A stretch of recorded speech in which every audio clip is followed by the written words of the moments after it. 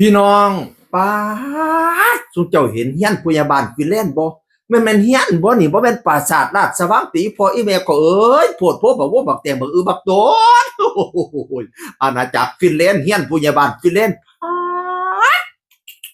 จะค่อยสิว่าจังใดดีพี่น้องบ้าอลังการงานสร้างคักแท้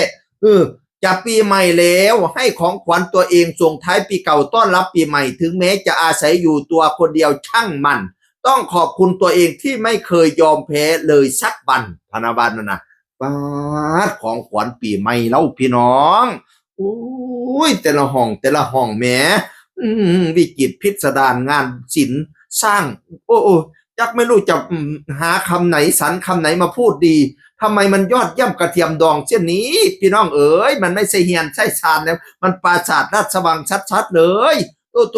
ตอ่อนช้อนย่อมรับเพิ่นเก่งอีหลีหาเงินเก่งอีหลีคำเบาเพิ่นนี่เป็นเงินเป็นทองเนาะขายของแบรนด์ต่างๆนี่โตข้าเจ้าโกดสร้างเอาเอา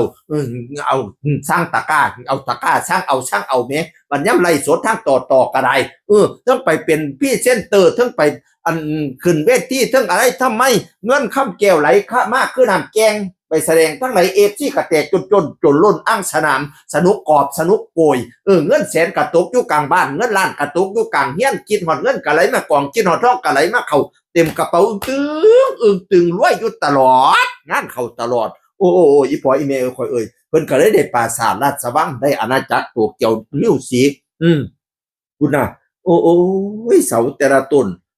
เฮียนใหม่ต้อนรับปีใหม่เสากระต้นบักใหญ่เสาต้นที่หนึ่งชื่อว่าพ่มพิทักษ์ล่ามต้นที่สองชื่อว่างามเมืองพ่มต้นที่สามชื่อว่าส้มนครต้นที่สี่ชื่อว่าขวัญเมืองต้นที่ห้าชื่อว่าเมืองลาหุนต้นที่หกชื่อว่าขุนพะคังต้นที่เจ็ดชื่อว่าบางพ้อยไผ่ต้นที่แปดชื่อว่าไส้ยามงคลต้นที่เก้าชื่อว่าเก้าคำเก้าคู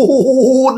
พุ่นแม่นเจ้าตั้งดังแม่นเจ้าตอป้องรอแม่นั่งคำไหลหัวบันไดแม่นเท่าบุญห้องค้างตรงแม่นเท่าองค์อาจแป้นการแม่นเท่าบุญเย็นฟ้าเส้นซื้อว่าเท่าสัตว์สื่อกระยั่วคือซื้อว่าเท่าข้ามแข็งไม่ละแน่นซื้อว่าเท่าอรไม่โอกไก่ซื้อว่าเท่าบุญห่มปั้นล้มซื้อว่าเท่าบุญเฮี้ยงเขียงไข่ซื้อว่านั่งสามเท่าก้อนเสาซื้อว่านั่งบุญสู้พักตูนาทางซื้อว่าท่มร่มทอคู่มาเข่าซื้อว่าเท่าบุญหนาหลังค่าซื้อว่าเท่าปกป้องเฮี้ยนหลังนี่ยกขึ้นแล้วงามอองตองซื้อว่าเฮี้ยนมันขวัญยืนนอนกลางคืนกับโชคดีมีโชคพี่น้องเงินคำเกลไหลมากคือน้ำเกงโอ้ยสุดยอดขออ่อนช้อนเฮียนเล่าพี่น้องเฮียนพยาบาลฟินแลนด์ของขวัญปีใหม่เพิ่นพนาบานน่ะให้อยู่ดีมีไส้เด้อให้อยู่ซุ่มกินเย็นเด้อแนวดีๆกับเขามาเฮียนหลังนี่เด้อผู้ขามาขอก่อสร้างนพหาดเฮียนหินผงหน้าโคยาเสือเที่ยวทางนี้ผู้ขามาขอก่อสร้างนพหาดเฮียนหินขอให้คนอยู่เฮือนอยู่เย็นอย่ามีฮ้อนผู้ขามาขอก่อสร้างนพหาดเฮียนหินขอให้เงินคำไหลลังมาป่านน้ำว่าความเพิ่นว่าขึ้นบ้านใหม่นั่นละมาเมืองบ้านใหม่ผู้ใหญ่บ้านฟินแลนด์เสียงคนเก่าเว้าสู่ฟังสวัสดีครับ